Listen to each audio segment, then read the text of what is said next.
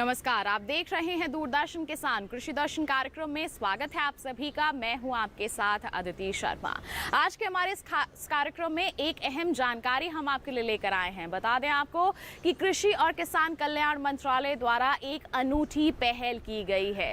दूसरे मंत्रालयों और विभागों के साथ मिलकर इस मंत्रालय ने एक अभियान की शुरुआत की है, जिसका नाम है किसान भागीदारी प्राथमिकता हमारी। बता दें, इस देशव्यापी अभियान की शुरुआत जो है हमारे कृषि मंत्री ने की है। श्री नरेंद्र सिंह तोमर द्वारा इस अभियान की शुरुआत की है। आइए नजर डालते हैं हमारी इस विशेष रिपोर्ट पर।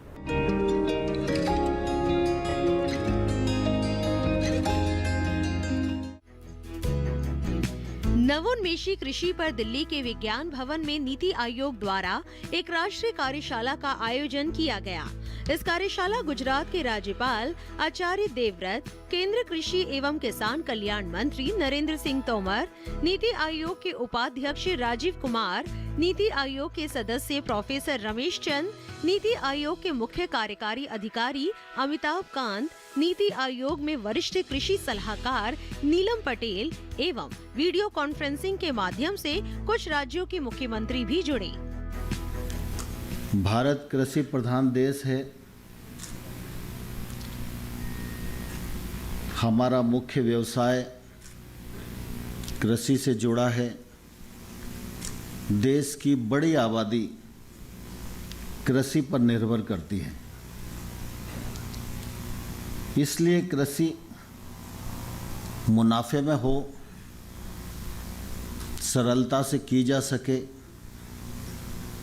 उसमें आधुनिकता का समावेश हो, तकनीक का समावेश हो, निवेश के अवसर हों, बाजार की उपलब्धता हो, सरकारों का सकारात्मक योगदान हो और हमारी जो विधा है वह विधा आत्मनिर्भर हो, प्रकृति के साथ संतुलन बैठाने वाली हो, तो निश्चित रूप से हम और तेजी के साथ आगे बढ़ सकते हैं। कृषि का क्षेत्र व्यापक है, लेकिन इतिहास इस बात का साक्षी है कि जब जब प्रतिकूल परिस्थितियां सामने आई हैं, चुनौतियां सामने आई हैं, तो कृषि का क्षेत्र और किसान का परिश्रम इसने हमेशा देश का साथ दिया है। कोविड के कालखंड को भी अगर हम देखते हैं तो हमारे ध्यान में आएगा कि सारी दुनिया का पहिया थम गया था, लेकिन केंद्र सरकार की प्रधानमंत्री नरेंद्र मोदी जी के नेतृत्व में जो कृषि के क्षेत्र में सहूलियतें दी गईं, उसका ये परिणाम रहा कि इतनी प्रतिकूल परिस्थिति में भी कृषि ने अच्छी पैदावार दी। सरकार ने उनके उत्पादन को ठीक प्रकार से खरीदा और अगली फसलों की भी तैयारी प्रतिकूल परिस्थिति में किसान ने गत वर्ष की तुलना में अधिक अच्छी की। जीडीपी की दृष्टि से भी हम अगर देखें तो कृषि क्षेत्र एक संतोषजनक स्थिति में खड़ा हुआ है। इसलिए कृषि को मजबूत करना, कृषि पर ध्यान देना, कृषि में परिवर्तन करना और कृषि आत्मनिर्भर कृषि के रूप में तब्दील हो, इस दिशा में अग्रसर होना यह समयानुकूल है।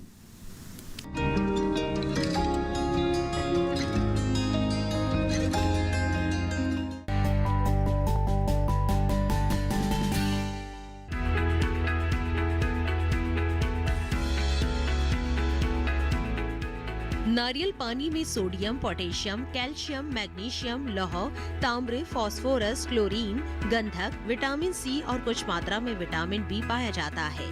एक नारियल के पानी में 1 औंस तक शर्करा भी रहती है।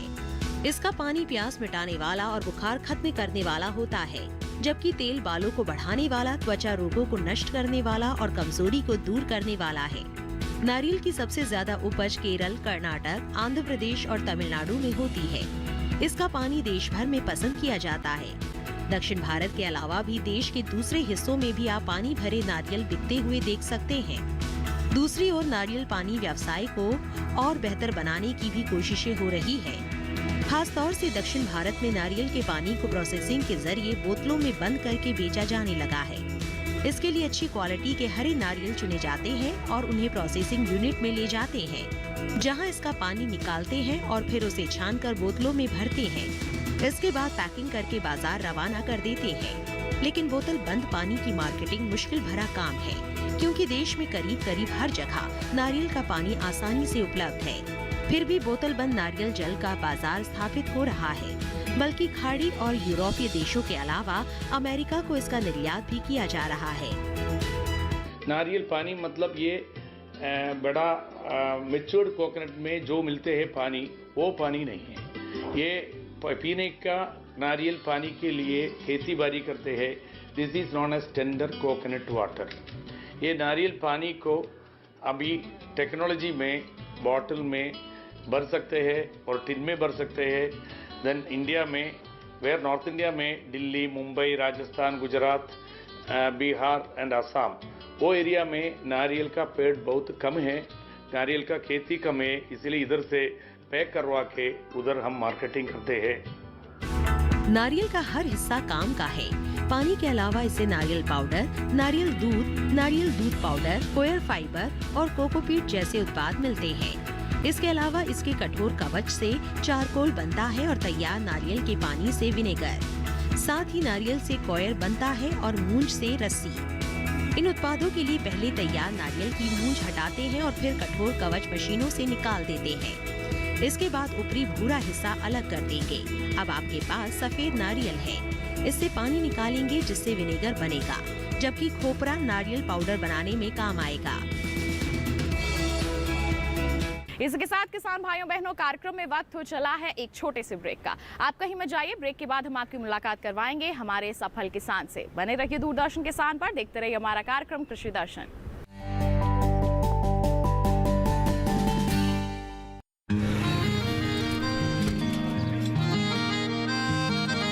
क्या बात है भाई, आजकल तो काफी खुश नजर आ रहे हो। क्यों ना हूँ, अब मैं ऑर्गेनिक खेती जो कर रहा हूँ ये पूरा प्राकृतिक है, ऑर्गेनिक है। इसमें हमारे खेत, हमारी फसल और हमारी जेब सब फायदे में होते हैं और इसमें लागत भी कम है।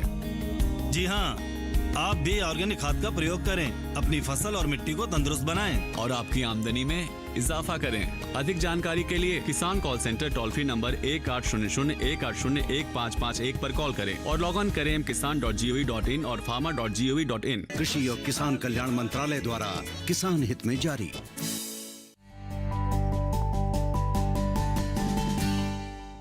ब्रेक के बाद दूरदर्शन किसान के कार्यक्रम कृषि दर्शन में आप सभी का फिर से स्वागत है। अब कार्यक्रम में वक्त है कृषि स्टार्टअप सेगमेंट का। किसान भाइयों बहनों, प्राकृतिक खेती एक ऐसी प्रणाली है जिसमें लागत कम लगती है लेकिन मुनाफा काफी अच्छा होता है, और इसी का लाभ लिया है आज के हमारे सफल किसान ने, जिनका नाम है शैलेंद्र कुमार। इन्होंने प्राकृतिक खेती को अपनाया है और अच्छी आमदनी भी कमाई है। जी हाँ, आर्थिक मजबूती के लिए ये श्रेय देते हैं प्राकृतिक खेती को। तो आइए मुलाकात करते हैं इनसे, जानते हैं कैसा रहा है इनका कामयाबी का सफर। प्राकृतिक खेती को जीरो बजट फार्मिंग भी कहते हैं, जिससे किसान कम लागत में अच्छी आमदनी कमा सकते हैं। प्राकृतिक खेती की खासियत ये है कि ये देसी गाय पर आधारित कृषि पद्धति है। इस पद्धति में रसायनों का इस्तेमाल नहीं होता है। खेती में इस पद्धति को अपनाना किसानों के लिए जरूरत बन गई है। प्राकृतिक खेती के कई फायदे हैं। इसके लिए गहरी जुताई की जरूरत नहीं होती।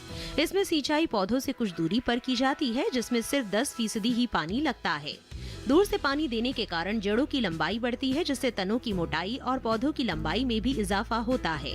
प्राकृतिक खेती में देसी बीजों की काफी अहम भूमिका होती है। देसी बीज पोषक तत्व कम लेते हैं और पैदावार ज्यादा देते हैं। आज बात करते हैं ऐसे ही एक सफल किसान शैलेंद्र सिंह की, जो गांव उपलाना हरियाणा के रहने वाले हैं, जिन्होंने प्राकृतिक खेती से होने वाले इन्हीं फायदों को जानकर इसे पूरी तरह से अपना लिया है। शैलेंद्र सिंह वर्ष 2013 से प्राकृतिक खेती कर रहे हैं। इन्होंने अपने खेत में मुख्य फसल के रूप में धान, गेहूं, चना, सरसों और अलसी लगा रखी है, जिसे वे पूरी तरह से प्राकृतिक तरीके से उपजा रहे हैं और प्राप्त उपज को बाजार में बेच मुनाफा भी कमा रहे हैं। 2013 से जैविक खेती जो कि प्राकृतिक है, पूर्णतः प्राकृतिक खेती कर रहा हूँ। और इसमें हम धान, मुख्यतः फसल धान और गेहूँ और चना, सरसों, ये सभी अलसी, ये सभी फसलें ले रहे हैं। और ये हम खुद अपने आप ग्रेडिंग करके, पैक करके और इसको मार्केटिंग कर रहे हैं, जिससे कि हमें बहुत अच्छा मुनाफा हो रहा है।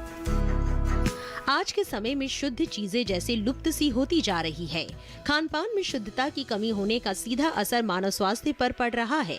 ऐसे में हमारे देश के किसान और पशुपालक की जिम्मेदारी हो जाती है कि कैसे वे शुद्ध चीजों की उपलब्धता करा सके। यही कारण है कि शैलेंद्र सिंह ने अपने फार्म पर देसी किस्मों की गाय पालन भी करते हैं, जैसे साहिवाल, हरियाणा नस्ल। इन पशुओं को दिए जाने वाला चारा भी वे अपने खेत में ही उगाते हैं, जिसे खाकर पशु स्वस्थ रहते हैं और इन्हीं देसी गायों से शुद्ध दूध भी आसानी से प्राप्त हो जाता है। इसके अलावा प्राप्त दूध की प्रोसेसिंग कर वे शुद्ध घी भी बनाते हैं। शुद्धता की बात करें तो आजकल जो कि मिलावटी इतना मिल रहा है और ऊपर से शुद्ध भी नहीं मिल रहा है, और HF का दूध भी मिल रहा है जो कि शुद्ध नहीं होता है। अब A2 की बात करें तो A2 मिल्क तुम्हें साहिवाल में या हरियाणा नस्ल अपनी देसी गायों में मिलेगा, जो कि हमने रखा हुआ है। हम चारा जो सा है खुद उगाते हैं, आटा हमारा है, सरसों का खल हमारा है, चने की चूरी हमारी है, और जो सा मूंग है, मूंग का जो चूरा बचता है वो भी हमारा है। तो हम ये सभी चीज़ अपनी गायों को देते हैं, जिससे कि शुद्ध ऑर्गेनिक दूध हमें उपलब्ध हो जाता है। वो फ़िलहाल हम खुद अपने लिए कर रहे हैं, पर उसको प्रोसेस करके 3500 रुपये तक का हमारा घी निकल जाता है, जो कि 101% शुद्ध प्राकृतिक घी है। शैलेंद्र सिंह अपने जिले के कृषि विज्ञान केंद्र जाते रहते हैं, ताकि उन्हें प्राकृतिक खेती से जुड़ी नई जानकारियां प्राप्त होती रहे। ये हमारे कृषि विज्ञान केंद्र के साथ रेगुलरली जुड़े हुए हैं। इन्होंने हमारे कृषि विज्ञान केंद्र से बहुत सारी सी ट्रेनिंग भी ली है, जैसे डेयरी पशुपालन की ट्रेनिंग, केचुआ उत्पादन की ट्रेनिंग और विभिन्न प्रकार की। और हम इनको तकनीकी उत्पाद देते रहते हैं समय समय पर। जैसे अब की बार हमने इनके यहाँ पर जो हमारी पहली पंक्ति प्रदर्शनी होती है चने में वो और सरसों में, वो हमने यहाँ पे उपलब्ध कराई है। ये बहुत ही प्रगतिशील किसान हैं और ये प्राकृतिक खेती बहुत अच्छी तरीके से कर रहे हैं। शैलेंद्र सिंह का मानना है कि रासायनिक खेती में खर्च ज्यादा आता है, जबकि प्राकृतिक खेती में बाजार से खरीद कर कुछ भी नहीं डालना पड़ता, जिससे किसान को अधिक फायदा होता है। शैलेंद्र सिंह के पास एक दुकान भी है। खेत से प्राप्त उपज की प्रोसेसिंग कर वे उत्पादों को किसानों और बाजार में उपलब्ध कराते हैं। हमने जैसे कि पानीपत एक स्टोर किया है, एक हमारा असंत स्टोर है और एक करनाल है आर सेक्टर में। तो हम सभी किसानों को आमंत्रित करते हैं जो कि प्राकृतिक या जैविक किसान हैं, कि वहाँ पे आएँ, अपना माल लाएं और वहाँ पे बिना किसी कॉस्ट को पे करे वहाँ पे अपना माल बेचें, जिससे कि उनको मुनाफा हो। अगर वो सभी किसान किसी भी दुकानदार के पास जाते हैं या किसी कोई बल्क बायर है उसके पास जाते हैं, तो उनको एक्स्ट्रा कुछ देना पड़ता है। वो कम से कम 40% वो मांग खड़े होते हैं। अब 40% मांग जब खड़े हो जाते हैं तो उनको रेट बढ़ाना पड़ता है, रेट बढ़ाना पड़ता है तो उनका माल नहीं बिकता है। तो ये एक बहुत मुख्य समस्या है, जिसको देखते हुए हमने फ्री ऑफ कॉस्ट सभी किसानों को आमंत्रित कर दिया है। वहाँ पे टेबलें होंगी, वहाँ पे दोपहर का अपने चाय नाश्ता जो वो भी हम उनको प्रोवाइड कर रहे हैं, ताकि वो अपना माल बेचें और अच्छी कीमत उनको मिल जाए। प्राकृतिक खेती से उपजी फसलें मौसम की विषमताओं को काफी हद तक सहन कर लेती है, जिससे किसान आर्थिक नुकसान से बचे रहे हैं। खेती के लिए खाद और कीटनाशक की जरूरत होती है। प्राकृतिक खेती में ये दोनों चीजें प्राकृतिक तरीके से ही बनाई जाती है, वो भी घर पर मौजूद सामग्री से, यानी बाजार से कुछ भी खरीदने की जरूरत नहीं पड़ती है। ऐसे में कहा जा सकता है कि प्राकृतिक खेती लघु और सीमांत किसानों के लिए किसी वरदान से कम नहीं है।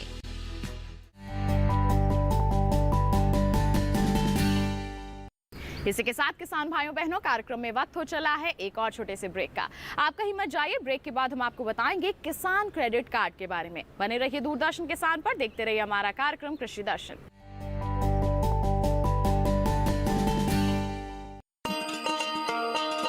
किसान भाइयों गांठ बांध लो, गांठ बांध लो, बात बहुत है काम की, समृद्धि के पैगाम की।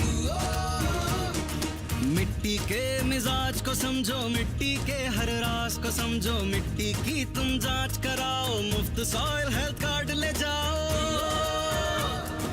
कभी मुनासिब बीज लगाओ, सही किस्म की खाद ले आओ, जितनी जरूरी उतनी डालो, सही मात्रा खुद पहचानो, इसको अपना मंत्र बना लो, मिट्टी की सेहत तो जानो।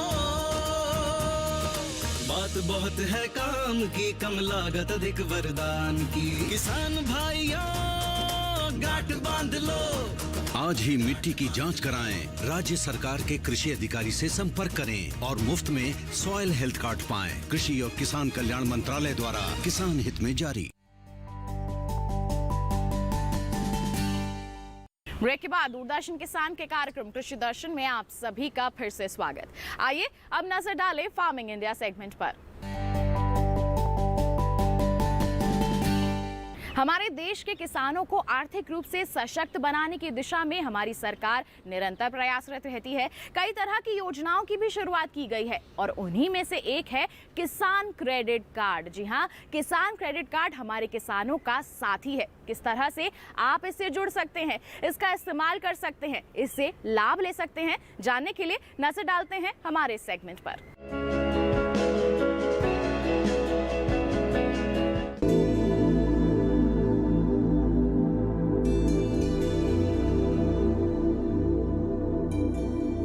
किसान क्रेडिट कार्ड योजना 1998 में शुरू की गई थी। इसका उद्देश्य किसानों को कृषि गतिविधियों के लिए बिना किसी बाधा के समय पर ऋण उपलब्ध कराना था। भारत सरकार किसान क्रेडिट कार्ड के तहत किसानों को ब्याज पर 2% की आर्थिक सहायता देती है और समय पर ऋण चुकाने वाले किसानों को 3% की प्रोत्साहन छूट देती है। इस तरह केसीसी पर सालाना ब्याज दर 4% आता है। सभी योग्य किसानों को उनके कृषि कार्यों के लिए आसानी से और समय पर कृषि ऋण प्रदान किए जाएं, ये सुनिश्चित करने के लिए सरकार ने किसान क्रेडिट कार्ड योजना शुरू की। इसका उद्देश्य किसानों को कृषि के लिए उत्पादक सामग्रियों जैसे बीज, उर्वरक और कीटनाशक आदि खरीदने के लिए सक्षम बनाना है। सरकार ने किसानों के हित में बड़े कदम उठाते हुए 2019 में केसीसी में ब्याज दर में आर्थिक सहायता का प्रावधान शामिल करते हुए इसका लाभ डेयरी उद्योग समेत पशुपालकों और मछली पालकों को भी देने की व्यवस्था सुनिश्चित की है। किसान क्रेडिट कार्ड के दायरे में किसानों को लाने के लिए फरवरी 2020 से एक विशेष अभियान चलाया जा रहा है। वर्ष 2012 से केसीसी योजना को और सरल बनाया गया है। इसके तहत लाभार्थियों को एटीएम सक्षम डेबिट कार्ड के प्रावधान सहित एक बार में दस्तावेजीकरण की सुविधा, सीमा में निर्माण लागत में वृद्धि और सीमा के भीतर कितनी भी संख्या में निकासी आदि की सुविधाएं दी गई हैं। सार्वजनिक क्षेत्र के बैंकों और नाबार्ड से प्राप्त सूचना के अनुसार इस अभियान के तहत 29 जनवरी 2021 तक देश भर के किसानों को 1.76 लाख करोड़ रुपए की खर्च सीमा के साथ 187.03 लाख केसीसी स्वीकृत किए गए हैं। किसान क्रेडिट कार्ड की वजह से किसान अपनी फसल का बीमा भी करवा सकते हैं, जिस किसी भी कारण से अपनी फसल नष्ट होने पर उनको मुआवजा भी दिया जाता है, जैसे बाढ़ की स्थिति में फसल का डूब के नष्ट हो जाना या सूखा पड़ने पर फसल का जल जाना आदि सुविधाओं में यह किसान क्रेडिट कार्ड बहुत ही ज्यादा काम आता है। इसकी वजह से किसान लाभ उठा सकते हैं। सस्ती ब्याज दर पर लोन उपलब्ध कराने के इस अभियान से न सिर्फ किसानों की आय में बढ़ोतरी होगी, बल्कि इससे ग्रामीण अर्थव्यवस्था को मजबूती मिलेगी और कृषि तथा इससे जुड़े क्षेत्रों में उत्पादन बढ़ेगा। साथ ही हमारे देश के लिए खाद्य सुरक्षा सुनिश्चित करने की दिशा में भी इस मुहिम की विशेष भूमिका होगी।